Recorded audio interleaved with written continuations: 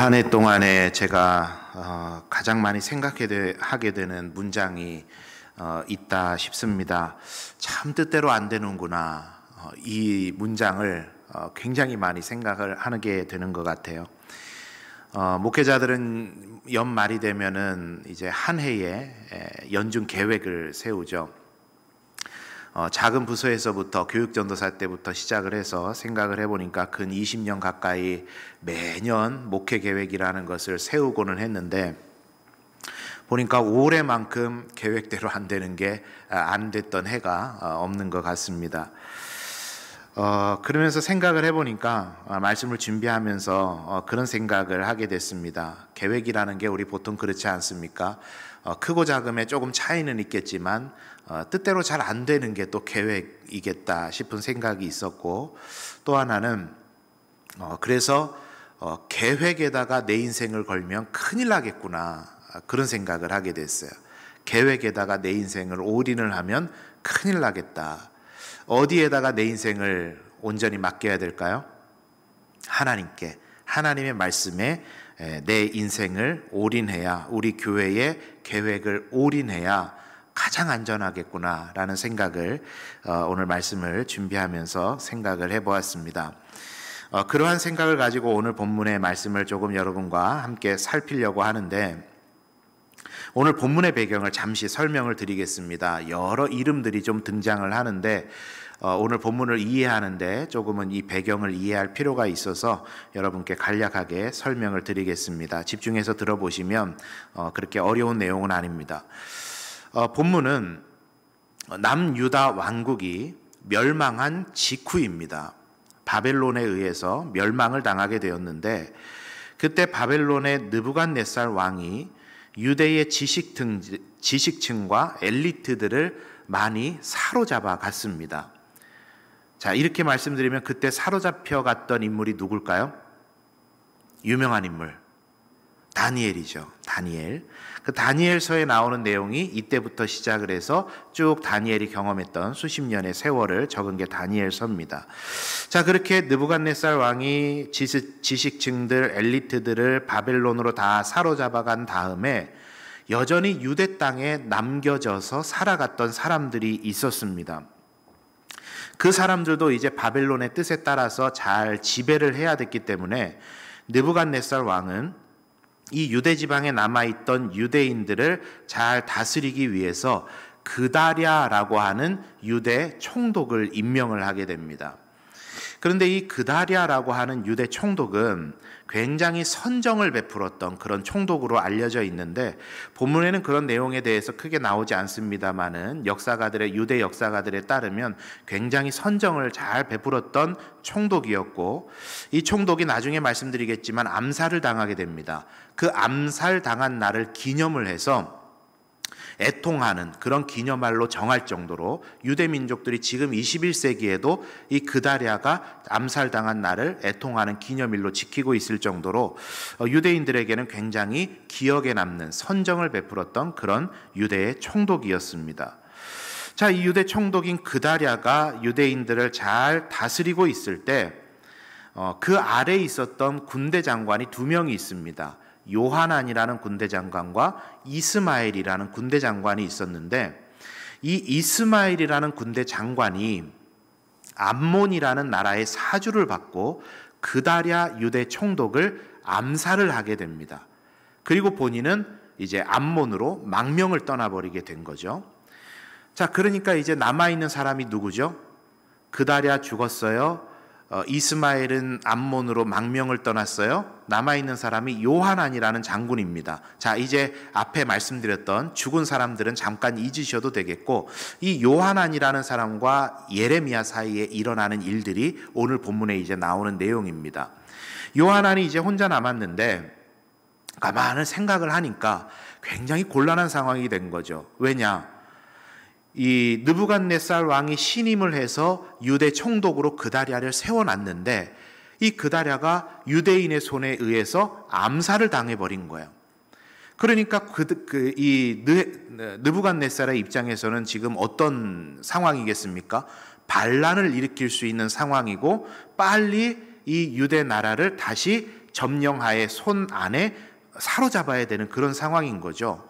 그러니까 이 요하난이라고 했던 남아있었던 군대 장관이 굉장히 겁을 먹게 된 겁니다. 아니, 저 바벨론의 느부갓네살 왕이 우리 유대 나라를 정복할 때처럼, 전쟁을 일으켰을 때처럼 우리에게 다시 한번 총은 아니죠, 칼을 들고, 창을 들고 우리에게 오지 않을까. 굉장히 두려움에 사로잡혀 있었던 그런 상황입니다. 그래서 이 요하난이라는 장군이 한 가지 선택을 하게 되는데, 당시에 바벨론을 견제할 수 있었던 지는 해기는 했지만 또 하나의 강대국이었던 애굽이라는 나라로 요하난과 남아있던 백성들이 망명을 떠나기로 결정을 합니다. 그리고 그 애굽으로 내려가다가 예레미야에게 들려서 하나님의 뜻에 대해서 다시 한번 물어주십시오라고 했던 그 본문의 배경의 상황이 오늘 우리가 함께 읽으셨던 이 본문의 1절에서 6절까지의 상황인 겁니다. 자, 뭐 조금 이름이 여러 나오긴 했지만 그 상황은 대강 이해는 되시죠? 괜찮으세요? 예, 이해는 됐습니다. 자, 그러면서 이제 요하난이 예레미야에게 물으면서 참으로 멋지고 신앙적인 말 한 가지를 하게 되는데, 우리 함께 본문의 말씀 6절을 세 번역으로 준비를 해놨습니다. 한번 화면을 보시면서 함께 읽어보도록 하겠습니다. 시작. 그분의 응답이 좋든지 나쁘든지 간에 우리가 그 말씀에 순종하려 하기 때문입니다. 주 우리 하나님의 말씀에 순종하면 우리가 복을 받을 것입니다. 자, 그분의 응답이 좋든지 나쁘든지 간에 우리가 그 말씀에 순종하겠습니다. 여러분, 이 말씀이 어떠세요? 굉장히 신앙적인 고백이죠. 아주 멋진 말입니다. 성경에 버릴 것 어디 있겠습니까만은, 저는 여러 가지 성경의 표현들, 신앙 고백들 중에서도 이 본문의 표현이 굉장히 좋은 신앙 고백이라고 생각을 해요. 나에게 좋은 것 순종하는 건 우리가 너무 잘하지만 나에게 좋지 않은 것까지 순종하겠다는 이 고백이 여러분 얼마나 멋진 고백인지 모르겠습니다. 바라는 것은 우리 사랑하는 성도님들의 삶에도 이러한 신앙 고백이 있으시기를 바랍니다. 하나님의 뜻이 우리의 삶에 좋은 것이든지 좋지 않은 것이든지 그것이 하나님의 뜻이라고 한다면 우리가 순종하겠습니다. 이런 고백이 우리들에게 있어야 되겠고, 그게 그리스도인들의 고백이어야 되는 것이죠. 자, 그런데 그 말 자체는 너무나도 좋은 신앙의 고백이었는데 이 요하난의 삶이 그 고백에 따라가지를 못했습니다. 왜 따라가지를 못했을까? 오늘 그 내용에 대해서 저와 여러분이 나누면서 오늘 제가 이제 말씀 카드로 하나로 여러분께 제시해 드릴 것은 반면교사라는 내용입니다. 반면교사. 무슨 말이죠? 요하난이 잘못한 것을 통해서 우리는 교훈을 삼아 우리는 그렇게 하지 말아야 되겠다 다짐하는 교훈을 얻게 되는 것이죠. 그러한 내용으로 두 가지 내용을 오늘 본문을 근거로 여러분과 살펴보려고 합니다. 첫 번째 내용을 한번 같이 읽어보도록 하겠습니다. 시작.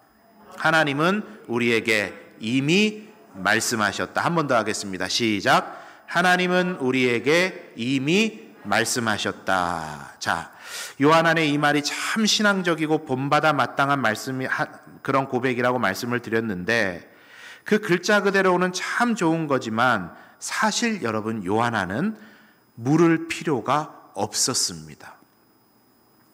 물을 필요가 하나도 없었어요. 무슨 말이냐? 함께 예레미야 40장 9절의 말씀을 한번 같이 보도록 하겠습니다. 40장 9절 읽어보겠습니다. 시작. 사반의 손자 아이감의 아들 그다랴가 그들과 그들의 사람들에게 맹세하여 이르되 너희는 갈대아 사람을 섬기기를 두려워하지 말고 이 땅에 살면서 바벨론의 왕을 섬기라. 그리하면 너희에게 유익하리라. 자, 이 말을 하는 사람이 지금 누구죠? 그다랴라고 하는 아까 말씀드렸던 유대 총독입니다. 그런데 이 말은 그다랴가 지금 말하고 있는 것이지만 말씀을 전체를 다 살필 수 없어서 이 한 구절을 지금 말씀드리는 건데, 예레미야 선지서 전체를 통해서 하나님께서 계속해서 예레미야의 입술을 통해서 하신 말씀이 이 말씀이었어요. 바벨론이라는 나라가 이방 나라이고 바벨론이라는 나라가 하나님의 뜻대로 살아가는 나라는 아니었지만 유다의 죄악성과 유다가 하나님 앞에 바로 서지 못하는 그 모습들을 징계하시는 도구로 하나님은 바벨론을 들어 쓰겠다 말씀하셨고, 하나님께서 이스라엘 민족을, 유대 민족을 구원하시는 그날이 차기까지 바벨론을 섬겨라, 그리하면 너희에게 그것이 유익할 것이다 라고 하는 말씀을 하나님은 예레미야 선지서 1장부터 시작해서 지금까지 계속해서 말씀해 오셨어요. 말씀을 안 하신 게 아니에요. 궁금한 게 당연한 상황이 아니었습니다. 이미 하나님은 말씀하셨고 계속 말씀해 오셨습니다.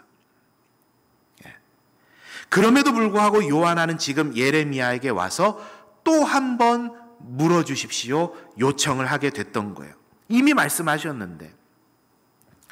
그렇기 때문에 요한아는 전혀 물을 필요가 없었습니다. 말씀하신 대로 방향을 잡고 가면 되는 것이었어요.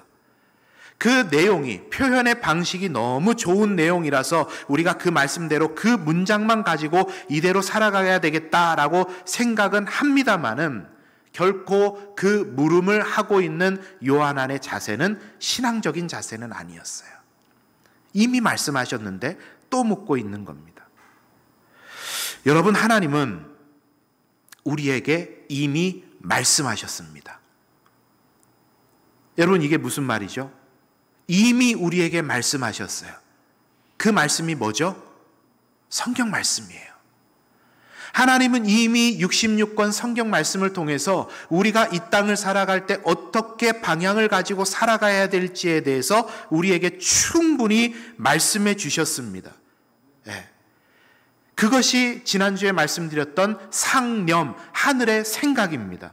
디모데후서 3장 17절은 말하죠. 이는 하나님의 사람으로 온전하게 하며 모든 선한 일을 행할 능력을 갖추게 하는 것이다. 이미 하나님께서는 우리에게 66권의 말씀을 주셨고 이 말씀을 통해서 하나님의 사람으로 온전하게 살아가는 방법, 선한 일을 행할 능력을 갖추는 방법, 이 방법을 이미 우리에게 말씀해 주셨어요. 66권 성경 말씀을 통해서.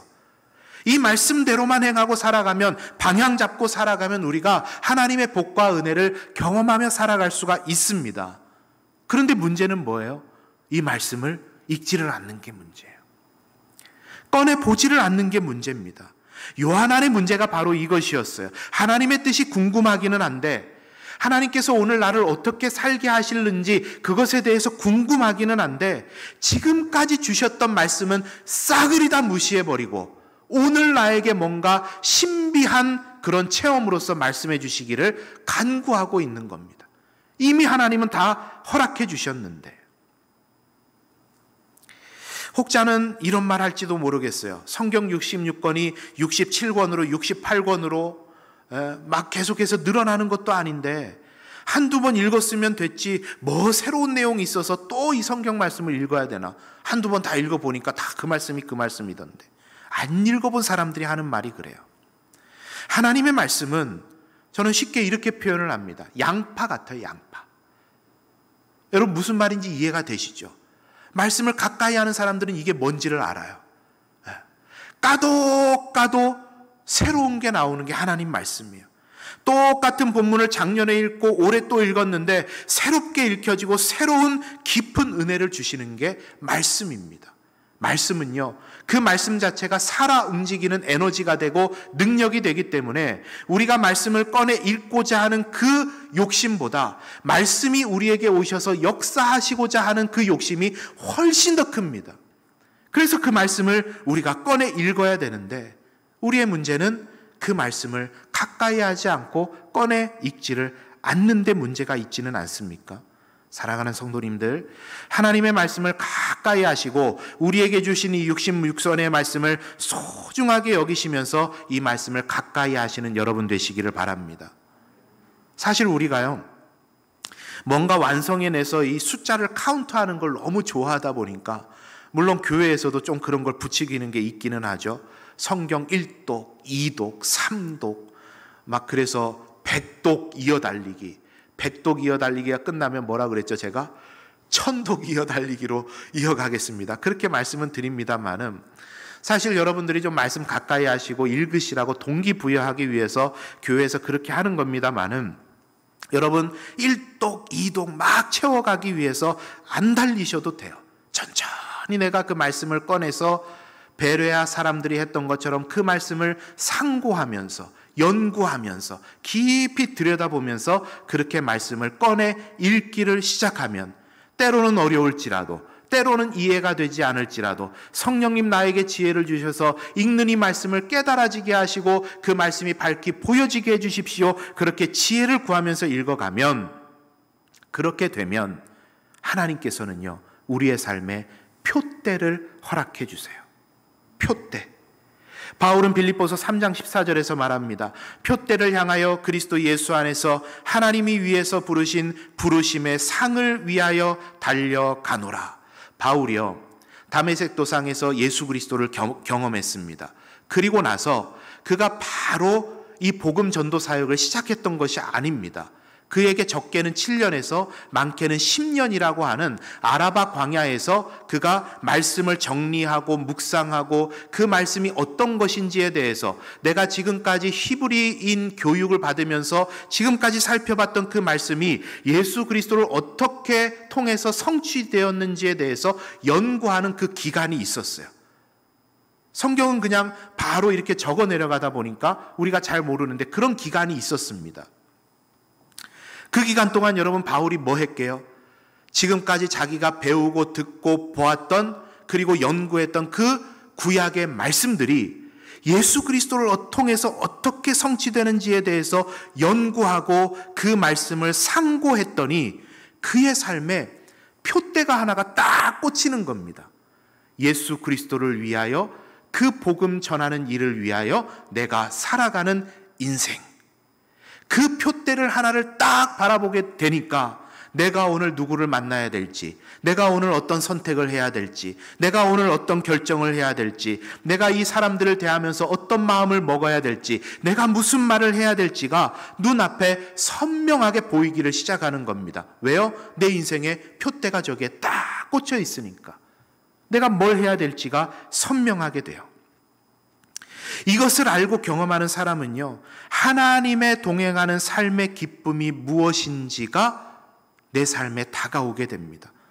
나홀로 걸어가던 인생이, 나홀로 짐지고 수고하던 인생이 하나님께서 동행하시면서 함께 걸어주고 계시다라는 그 사실이 확인되니까 내 인생의 지평이 새로워지고 내 인생이 달라지고 내 삶이 달라지게 되는 것을 경험하게 되는 거예요. 그게 하나님의 말씀을 꺼내 읽을 때, 그 말씀을 상고할 때, 연구할 때 하나님께서 말씀을 통해 우리에게 주시는 은혜인 것입니다. 그런데 이 요하나는 그거를 못했던 거예요. 이미 말씀해 주신 것, 그거를 들여다볼 줄을 몰랐던 것이죠. 우리 사랑하는 성도님들, 오늘의 반면교사 1은 이것입니다. 하나님은 이미 말씀하셨다. 성경 66권을 통해서 하나님은 이미 우리의 삶에 표대를 꽂아주셨다. 이 말씀을 꺼내 읽을 때 하나님 주시는 그 표대가 우리의 삶에 선명하게 드러나게 되고 내 계획 아니라 그 표대를 향해 나아갈 때 우리의 인생 걸음이 가장 안전하게 될 수 있다.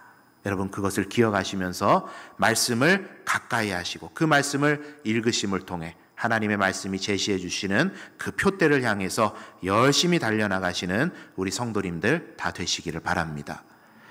자, 두 번째 반면교사는 이것입니다. 우리 함께 읽어보겠습니다. 시작. 하나님은 오늘도 우리에게 말씀하신다. 자, 한 번 더 합니다. 시작. 하나님은 오늘도 우리에게 말씀하신다.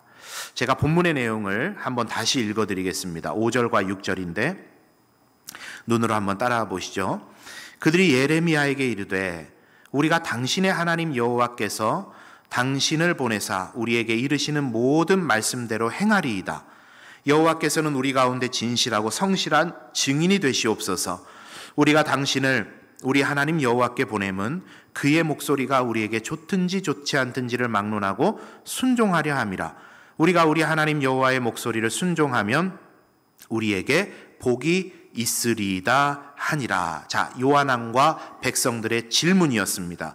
그에 대해서 대답을, 예레미야가 대답했던 내용을 저와 여러분이 함께 보도록 하겠습니다. 예레미야 42장 19절의 말씀인데 읽어봅니다. 시작. 너희를 두고 하신 말씀에 너희는 애굽으로 가지 말라 하셨고 나도 오늘 너희에게 경고한 것을 너희는 분명히 알라. 자, 요한왕과 백성들이 물었습니다. 한 번 더 말씀해 주시면 좋든지 좋지 않든지 순종하겠습니다. 거기에 대해서 하나님께서 예레미야 선지자를 통해서 또 말씀을 해 주셨어요. 요한왕이 아까 말씀드렸죠. 물을 필요 없었어요. 하나님이 이미 말씀하셨어요. 그런데 하나님 너무 친절하신 하나님이시잖아요. 그러니까 또 물으니까 또 대답해 주셨습니다. 그런데 내용이 변한 게 없어요. 애굽으로 가지 말아라. 바벨론을 섬겨라. 말씀하셨어요.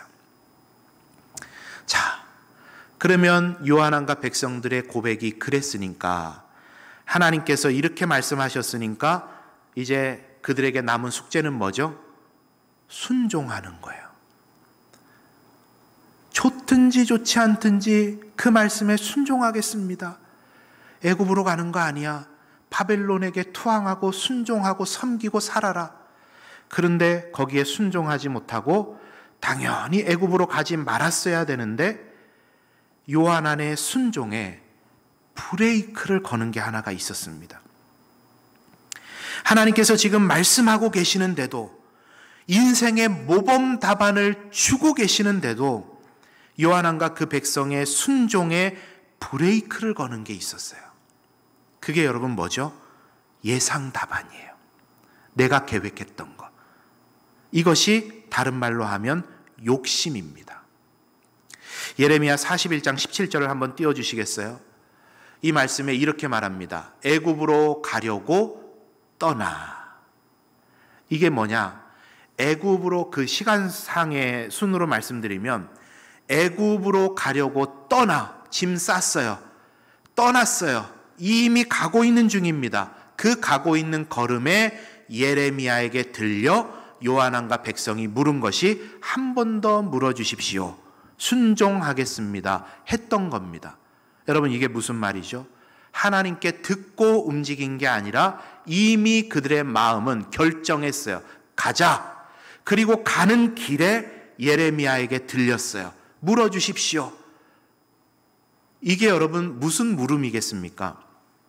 이것은요, 하나님께서 말씀하시면 순종하겠다는 물음이 아니라, 나는 지금 결정했으니 하나님 나의 결정에 좀 손을 들어 주십시오 라고 하는 질문이었던 거예요. 이미 예상 답안 다 가지고 있고, 하나님 내 말 좀 들어 주십시오, 내 말에 좀 권세를 실어 주십시오 하는 요청이었던 겁니다. 하나님의 모범 답안을 무시했던 거예요.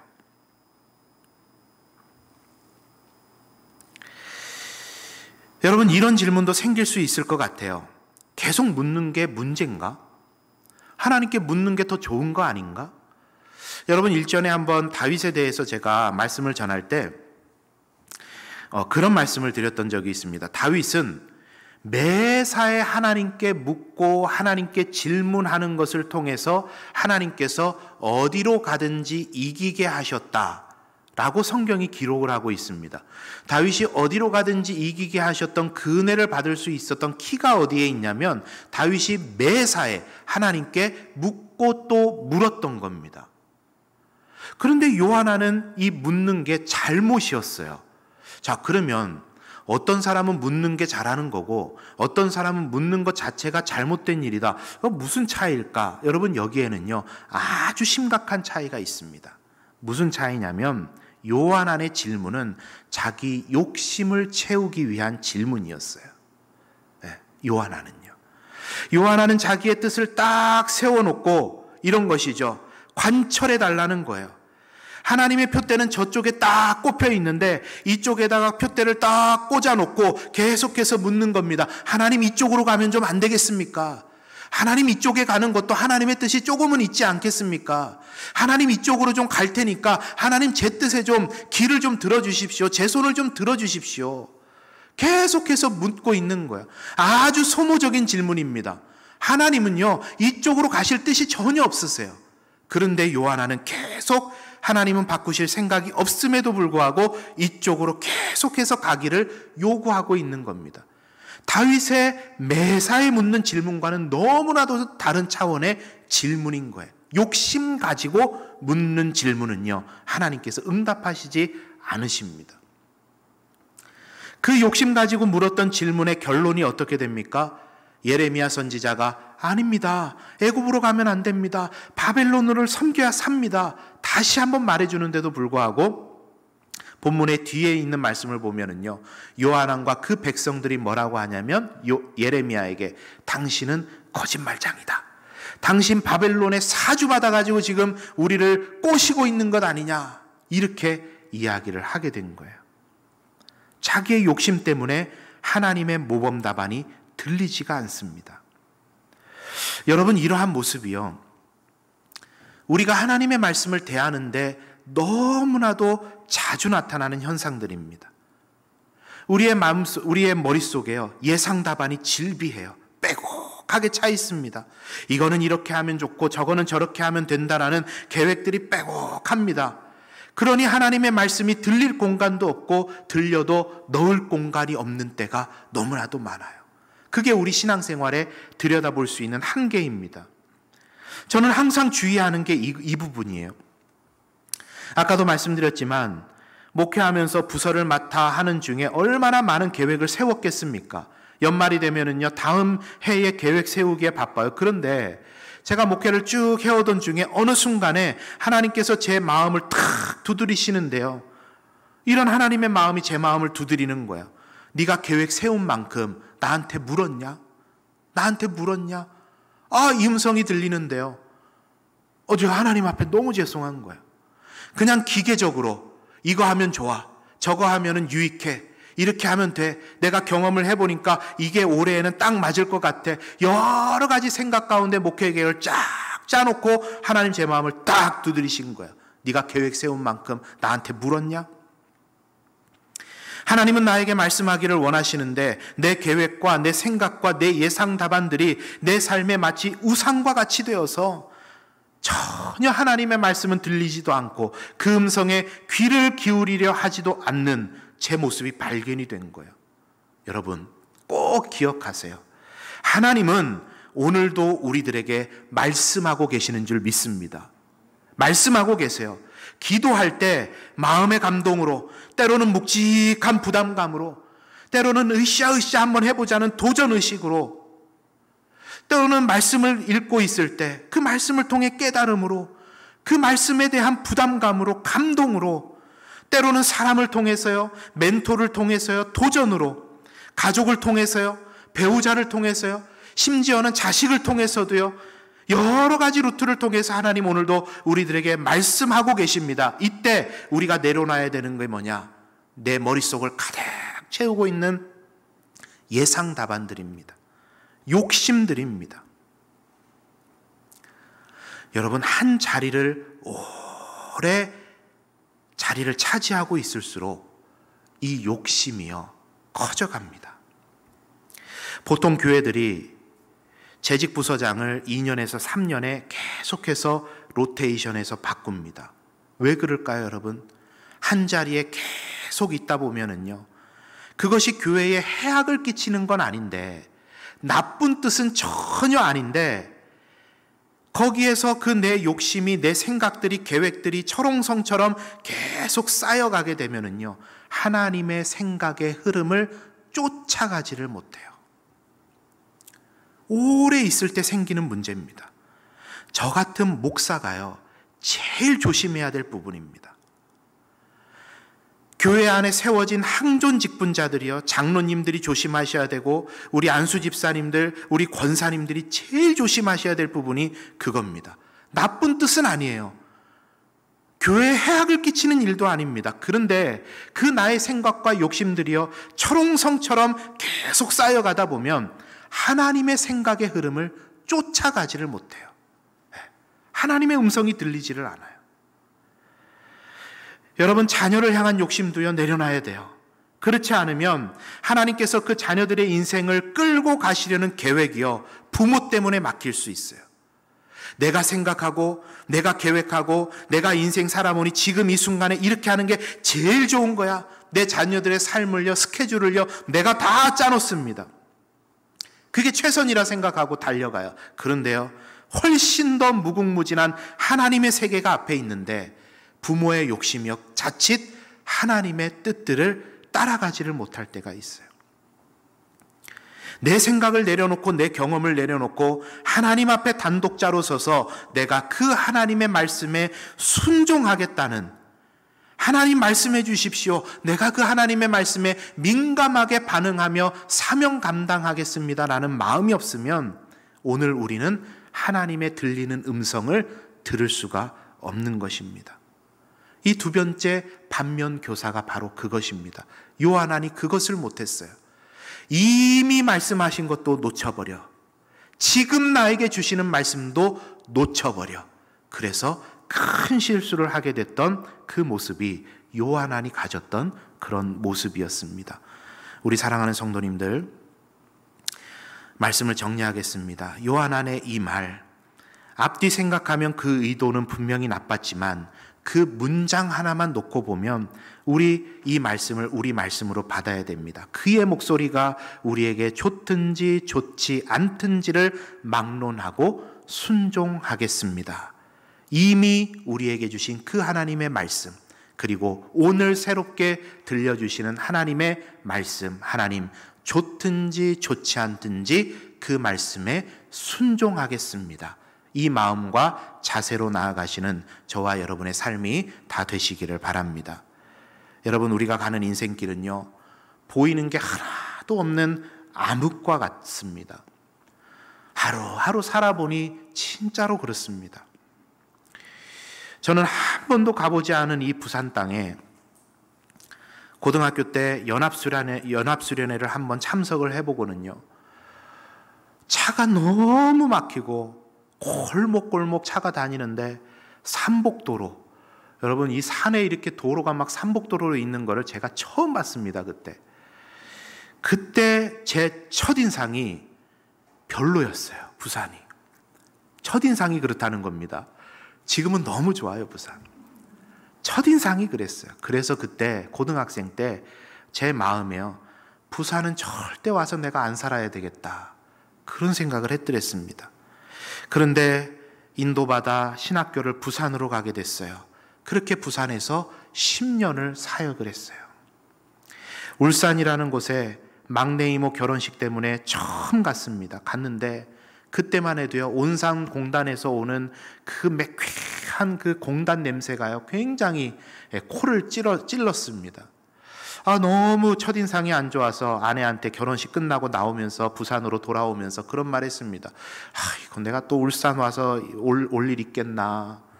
그 이야기하고는요, 울산 가서 10년을 사역하면서 살게 됐어요. 그래서 제가 처음 가는 데를 조금 조심합니다. 하나님 거기에 또 가게 하실까 봐. 그리고 그 첫인상 별로였던 부산에 이제 제 남아있는 인생 반을요, 이 부산과 함께 살게 됐어요. 모르죠. 은퇴하고 나서는 또 다른 곳에 가서 하나님 어떤 사명 감당하게 하실지 모르겠지만 은퇴할 때까지는 이 부산 땅에 살게 됐어요. 여러분, 제가 짧은 인생, 여러분들은 뭐 얼마나 더 많이 그런 묵상이 있으시겠습니까마는 제 짧은 인생 살아보니 그렇습니다. 내 뜻대로 안 돼요. 내 생각대로 안 됩니다. 내가 지금 그리고 있는 그 인생의 청사진들요, 계획들요, 그게 여러분에게 가장 선한 것이라는 확신 있으십니까? 결단코 그렇지 않습니다. 우리는 몰라요.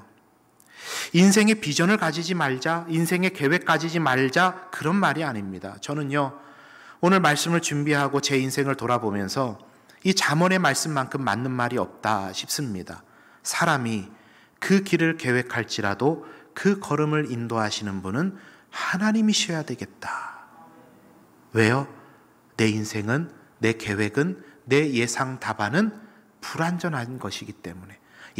여기에 인생 걸었다가는 인생 큰일 나겠다. 오직 하나님의 인도 받아야 되겠다. 우리 사랑하는 성도님들, 오늘 말씀을 나눈 것과 같이 하나님의 말씀을 즐겨 읽는 습관을 들이시고 오늘 나에게 주시는 말씀에 민감하게 내가 반응할 수 있도록 성령님 의지하셔서 이 한 주 그리고 이 하루 남아있는 저와 여러분의 인생 걸음을 복된 인생 걸음으로, 가장 안전한 인생 걸음으로 살아가게 되는 은혜가 저와 여러분에게 있게 되기를 소원합니다. 우리 이 말씀을 기억